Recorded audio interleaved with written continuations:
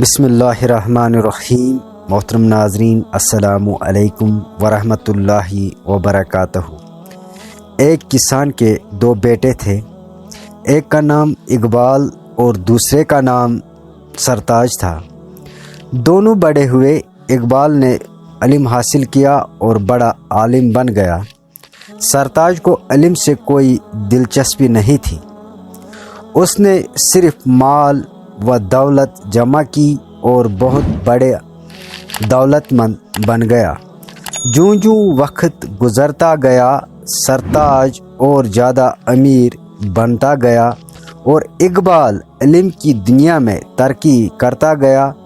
اب سرتاج اپنے بھائی اقبال کو حقارت کی نظر سے دیکھنے لگا۔ ایک دن سرتاج نے اپنے بھائی سے کہا، میرے بھائی دیکھو، میں اتنا بڑا مالدار بن گیا ہوں اور تو وہی غریبی کی ذلت میں پڑ رہا ہے۔ مسکراتے ہوئے اقبال نے کہا، میں خدا کا بڑا شکر گزار ہوں، اس نے مجھ کو علم کی دولت عطا کی ہے۔ دنیا کی دولت تو آتی جاتی ہے، علم کی دولت ایسی دولت ہے جو فنا نہیں ہو سکتی ہے۔ علم کی مدد سے مجھے صبر اور ہمت ملی اور دولت نے تجھے جہالت اور بے چینی دی۔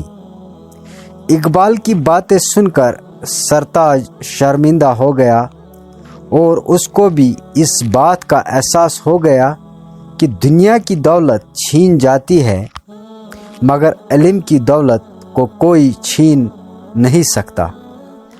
پیارے دوستوں اور پیارے بھائیوں اور بہنوں، علم ہی کی بدولت ہم نیکی، بدی اور سچائی، جھوٹ میں تمیز کر سکتے ہیں۔